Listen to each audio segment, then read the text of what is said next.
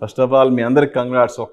ఒకే ఒక్క ట్రైలర్తో ఎంటైర్ అటు ఆడియన్స్ని ఇటు ఇండస్ట్రీని మీ వైపుకి తిప్పుకున్నారు. ఎలా అనిపించింది అట్లా? చాలా హ్యాపీగా ఉందండి, చాలా చాలా హ్యాపీగా ఉంది. ఎందుకంటే మన ప్రయత్నమే అది కదండి, ఉద్దేశమే. సినిమా తీయటం దగ్గర నుంచి ఉద్దేశం అదే. సో ట్రైలర్తోనే, ఒక టైటిల్తోనే అంటే ఆడియన్స్ని ముందర మెప్పించే ముందు ఈ సినిమా బయ్యర్స్ని, పార్ట్నర్స్ని మెప్పించిందండి. So I think that is the biggest. I think I would give the credit to the entire team, and to start with, Pavan Sadhineni ఒక దర్శకుడు, తను నిర్మాతగా మారి ఇంకో దర్శకుడిని పరిచయం చేద్దామని డెసిషన్ తీసుకున్నాడు. That's a very unique thought. అంటే ఒక డైరెక్టర్ అయ్యి ఉండి కావాలంటే నేను సినిమా తీసుకుందాం, లేకపోతే నా అసిస్టెంట్తో సినిమా తీద్దాం అనుకోవటం చాలా సహజం, సబబు.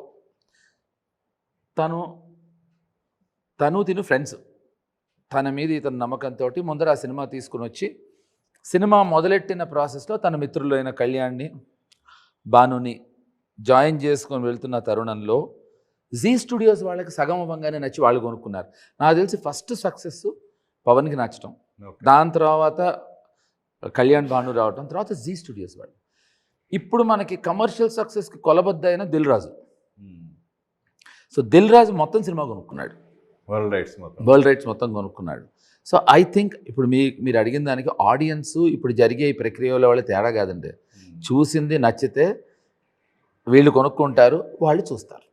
ఓకే, ఇవన్నీ ఓకే. ట్రైలర్ రిలీజ్ అయింది, థీమ్ సాంగ్ వచ్చేసింది, కానీ జేడీ ఎక్కడా కనపడలేదు. ఏంటి, అది ఏమన్నా స్ట్రాటజీనా ఏంటి? కాదండి, మీరు ఈ ప్రశ్న అడగాలని, మీరు అడిగితే మేము అందరం ఇలా నవ్వాలని, నవ్విన తర్వాత ఆనందంతో మీకు చెప్పాలనే ఉద్దేశంతో ఆపాం. అంతేనా? ఖచ్చితంగా అండి. నాకు మొగాళ్ళంటే పరమాశయం అండి, జనరల్గా. అంతేనండి. యథా రాజా తథా ప్రజ. అయినా మీరు నచ్చుతున్నారు ఎందుకలా? నాకు సాధారణంగా ఎందుకు చెప్పనా, మీరు అడిగిన దాంట్లో 30 years బాండింగ్ ఏమో. Yes, we go a long వే.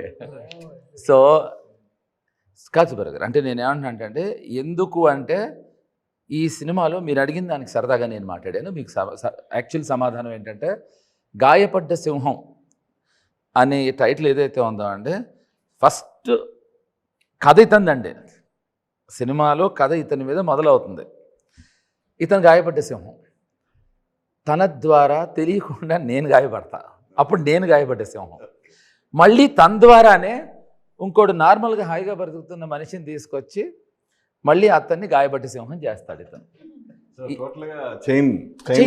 అందరం ఇప్పుడు ఈ అమ్మాయి కూడా గాయపడ్డ సింహమే, అతను గాయపడ్డ సింహమే, ఇతను గాయపడ్డ సింహమే, నేను గాయపడ్డ సింహమే.